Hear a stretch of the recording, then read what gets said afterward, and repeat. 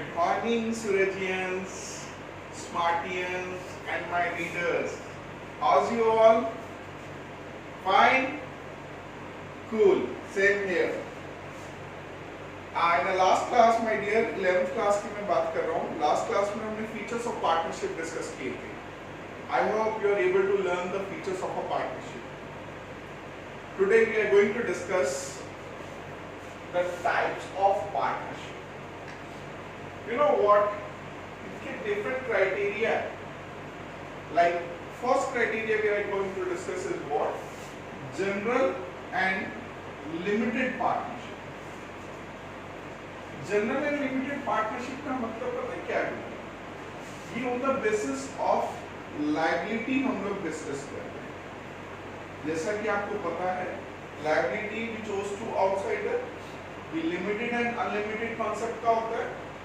और पार्टनरशिप की basic feature क्या है कि लायबिलिटी क्या होती है, अनलिमिटेड होती है. ठीक है.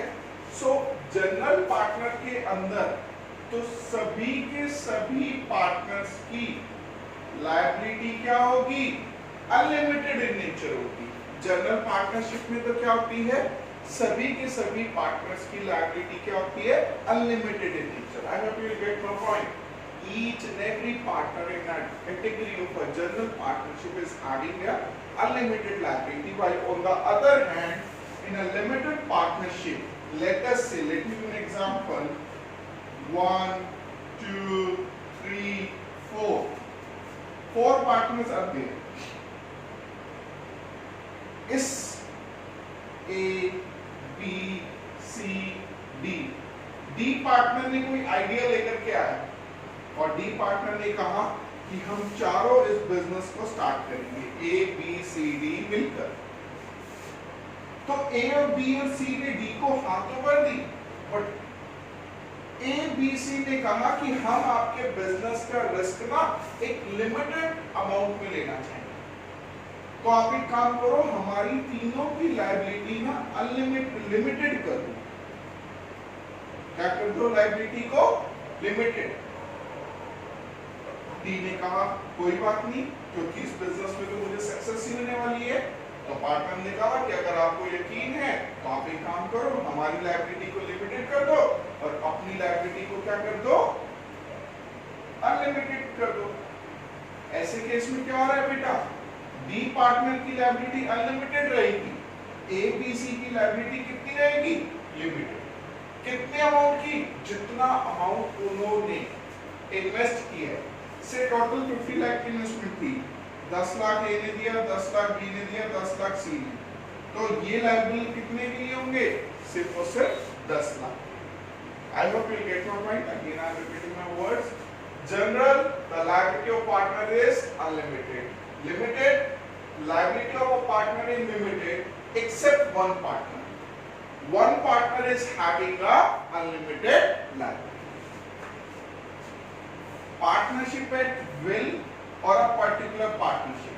बेटा जी, respected Bashir sir ने आपको एक टॉपिक पढ़ाया होगा और टॉपिक का नाम था, एक प्रिंसिपल था, going concern.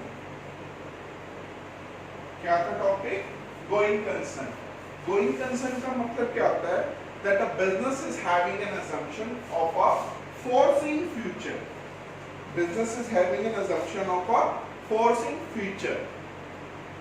Going concern, that try to understand, this is what you mean by that we are assuming that the business is going to be certain for a coming future. Foreseen future.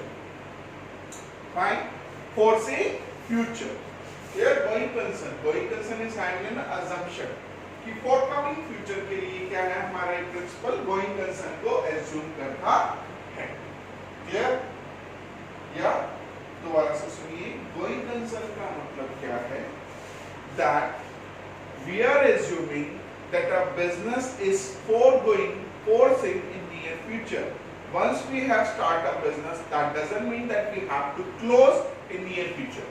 Whenever we are going to start a business, we have to assume that the business is to be going on even in near future. We never ever in our mind that we'll have to shut down a business. This is what you mean by going concern. But इसका मतलब ये नहीं कि हम कभी भी business को बंद नहीं करते, हम बिजनेस को करते हैं। कब बंद करते हैं किसी भी बिजनेस को? जब हम उस बिजनेस से लॉस बियर करने लगते हैं। बताना जरा, क्या कोई बंद करना चाहता होगा जब उसका बिजनेस अगर लॉस बियर ना कर, प्रॉफिट में हो, तो कोई बिजनेस बंद करना चाहेगा? नहीं सर। तो बताओ, क्या हम ये असम्पशन मान सकते हैं? हाँ। बट पार्टनरशिप के केस में, दो तरीके की पार्टनरशिप होती है। एक पार्टनरशिप एट विल, जिसके अंदर गोइंग कंसेशन अप्लाई होता है, और एक होती है पर्टिकुलर, जिसके ऊपर ना ये गोइंग कंसर्न का प्रिंसिपल अप्लाई नहीं होता।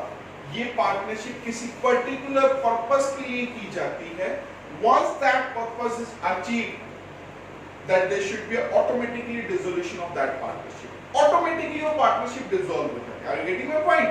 Once that purpose, जिस purpose के लिए हमने partnership करी थी, वो purpose achieve हो गया, partnership is over. Fine.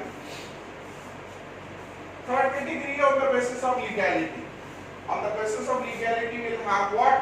Legal and illegal. तो सिंपल सी डेफिनेशन है, अगर कोई भी partnership as per the provision of a partnership act 1932, as per the provision of a partnership act 1932 की अगर अकॉर्डिंग अप्लाई होता है, तो उस केस के अंदर हम क्या मानते हैं? Partnership legal. और अगर प्रोविजंस के अकॉर्डिंग नहीं होती, रूल्स के अकॉर्डिंग नहीं होती, लीगल कब होगी? जब प्रोविजंस ऑफ पार्टनरशिप एक्ट 1932 को फॉलो किया जाएगा। तो लीगल। इलीगल कब होगी? जब इसको फॉलो नहीं किया जाएगा। भाई रूल्स को नहीं फॉलो कर रहे, इलीगल। फाइन, क्लियर है? इसके कुछ एक रीजंस हैं, जैसे कि पर्पस क्या है? क्या partnership against the public policy तो नहीं है? पब्लिक पॉलिसीज का मतलब हुआ बेटा कि जो सोसाइटी जिस चीज को अपोज करे। लेट्स से मार्केट में किसी ने प्रोस्टिट्यूशन का बिजनेस स्टार्ट कर दिया, एज सच अब्रॉड कंट्रीज में इसको अलाउ किया जाता है, but it's not being permitted in our country. Fine, openly without any licence, alcoholic in the distribution in a routine area, colony area, it's against the public policy. Reduce number of partner, बेटा partnership act, इस पर मैं आपको एक बार clarification देना चाहूंगा, एक बार ध्यान से देखिए। नंबर ऑफ पार्टनर,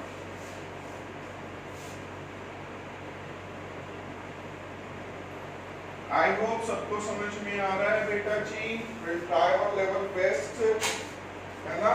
आप भी कोशिश करिएगा, हम भी कोशिश कर रहे हैं, सब मिलके कर रहे हैं। और आप तो वैसे ही इतने अच्छे बच्चे हो।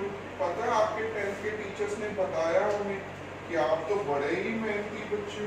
बताओ, हमने कहा मेहनती, कॉमर्स में आते हैं तो बच्चे अपने आप ही मेहनती होती है। हाँ, उसके साथ मस्ती भी कर लेते हैं और पढ़ भी लेते हैं। बताओ, कमाल। सर ग्रीन मार्कर ले आए? हाँ बेटा, ये सिग्नल है कि आप फ्यूचर के चार्टर्ड अकाउंटेंट बनेंगे। लो, minimum number of partner, maximum number of partner. Minimum sir सबको पता है, पार्टनरशिप में मिनिमम तो 2 ही होते हैं। हाँ, अगर लेस देन 2 हो गए तो बताना पार्टनरशिप रहेगी? नहीं। अगर 1 पार्टनर है तो ऑब्वियसली वो पार्टनरशिप ही नहीं है, बात ही खत्म। हाँ, मैक्सिमम पे सर एक बार डिस्कस करके दिखाना, नेट पे भी बड़ी कंफ्यूजन आ जाती है, पता नहीं क्या बता रही है। सुनना जरा बेटा, earlier we are having a limit. Partnership act minimum number of partners को डिफाइन करता है, मैक्सिमम नंबर ऑफ पार्टनर्स को डिफाइन नहीं करता। दोबारा से, मिनिमम नंबर ऑफ पार्टनर्स को डिफाइन करता है, मैक्सिमम नंबर ऑफ पार्टनर्स को डिफाइन नहीं करता। Clear? Maximum number of partner के लिए पहले की जो हमारी क्लैरिफिकेशन थी, कंपनीज एक्ट 2013, कंपनीज एक्ट 2013 में मैक्सिमम नंबर ऑफ पार्टनर्स की लिमिट कितनी कर दी थी? 100। Companies act 2013 section 10 464।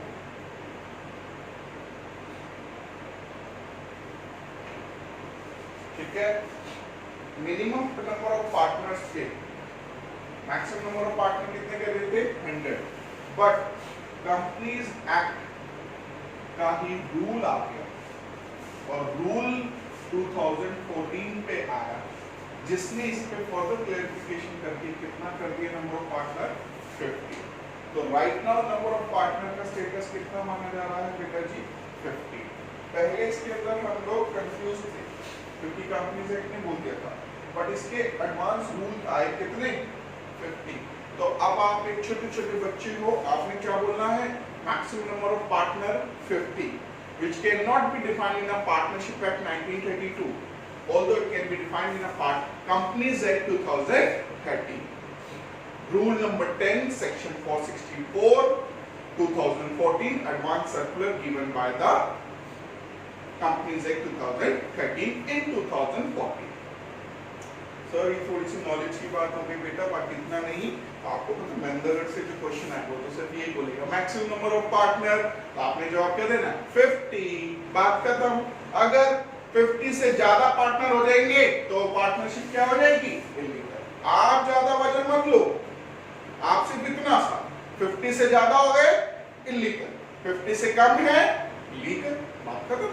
लो जरा सी बात थी सर, आप sorry enemy country, enemy country मतलब होता है बेटा जैसे कि मान लो कोविड-19 चल रहा है, पूरे वर्ल्ड कह रहा है कि चाइना ने किया, चाइना की, अगर ये बात बिल्कुल प्रूफ हो गई तो बताना क्या अमेरिका चाइना पे अटैक करेगा? हाँ। इंडिया अमेरिका का दोस्त है? हाँ। अमेरिका और चाइना आपस में एक दूसरे में एनिमी कंट्री डिक्लेयर हो जाएंगे? हाँ। मोदी ने अगर ट्रम्प का साथ दे दिया तो चाइना भी हमारा क्या हो गया एनिमी, एनिमी दुश्मन, पूरे विश्व को तंग कर दिया, बदतमीज। तो ऐसे केस में आप हमारी कंट्री का कोई पर्सन चाइना की कंट्री से, मैं ऐसा मानता हुआ चलता हूं कि चाइना हमारा फ्यूचर में एनिमी हो गया है, तो एनिमी बेटा पाकिस्तान भी नहीं, सिर्फ ये मीडिया ही बोलता है, पाकिस्तान को भी हमने अपना दोस्त बोल रखा है ऑफिशियली। चाइना अगर एनिमी डिक्लेयर हो गया तो अगर किसी पर्सन ने चाइना के साथ, चाइना के किसी पर्सन के साथ पार्टनरशिप करी तो पार्टनरशिप क्या मानी जाएगी इलीगल। फाइन, आई होप आप सबको समझ में आया। Okay bye, miss you all.